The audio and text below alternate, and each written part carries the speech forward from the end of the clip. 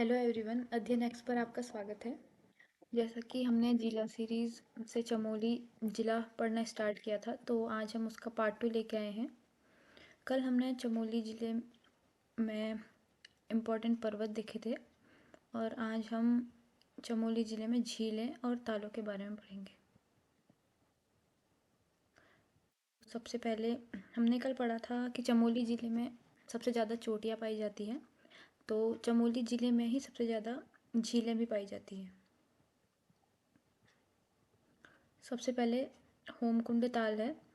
होमकुंड इसलिए भी प्रसिद्ध है क्योंकि यहाँ एक जो बहुत फेमस यात्रा है, नंदा राजजात यात्रा, जो 12 वर्षों में एक बार होती है, यह उसका अंतिम पड़ाव है। इस यात्रा के बारे में मैंने यहाँ पे लिखा हुआ है।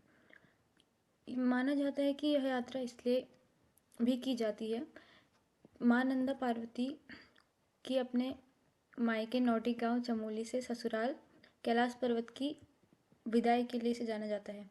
जिस तरह एक बेटी को शादी के बाद भारी मन से विदा किया जाता है, उसी भाव से श्रद्धालु माँ नंदा को हिमालयों की चोटियों तक छोड़ने जाते हैं। यह यात्रा हर 12 साल में एक बार आयोजित की जाती है। लास्ट बार ये जो यात्रा हुई थी, ये 2014 में हुई थी और इस बार ये 2026 में होगी। ये यात्रा 280 किलोमीटर की पैदल यात्रा है।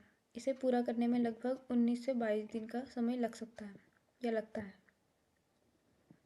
इस यात्रा के बारे में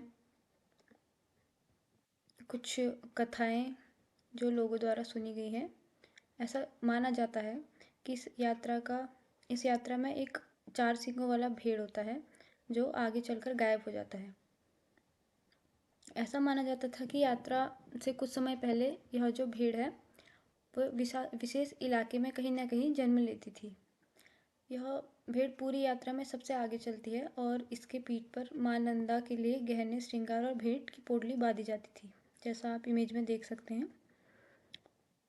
होमकुंड पहुंचने के बाद जब पूजा करते हैं तो उसके बाद ये भेड़, जिसे खाड़ू बोला जाता है, ये अकेला आगे बर्फीली पहाड़ों मतलब कैलाश की ओर निकल जाता है और गायब हो जाता है। यह जो यात्रा है, यह चमोली जिले के नौटी गांव से शुरू होती है और हिमालय के ऊंचे क्षेत्रों से होते हुए वापस लौटती है।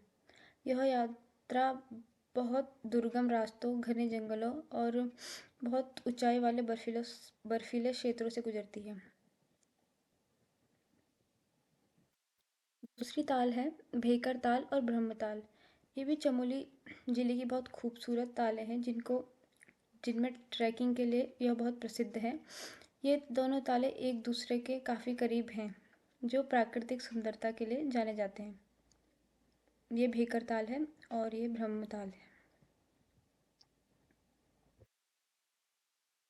अगली ताल है संतोपत ताल। यह ताल क्षीर सागर के साथ साथ अपनी त्रिभुजाकार आकृति के लिए भी प्रसिद्ध है। इमेज में देख सकते हैं इसका आकार।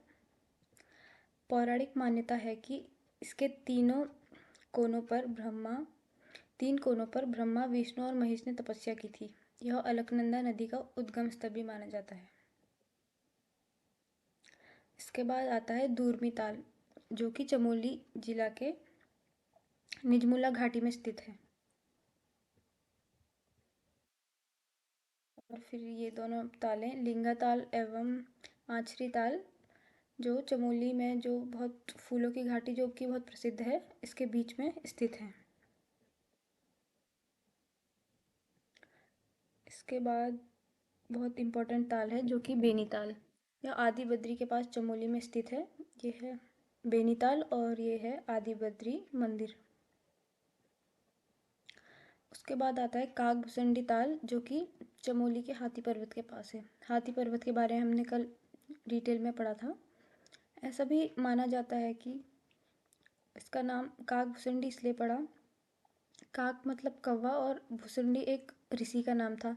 रामायण काल की कथाओं के हिसाब से एक ऋषि थे लोमस। इन्होंने कागभुसंडी जो ऋषि थे दूसरे, उनको श्राप दिया था और वो कौवे के रूप में बदल गए थे और इसी ताल के किनारे बैठकर उन्होंने गरुड़ जी को राम कथा सुनाई थी। इसके बाद आता है तारक ताल जो कि चमोली ज़िले में स्थित है, विरही ताल, सुखताल व झलताल ये भी चमोली ज़िले में स्थित है।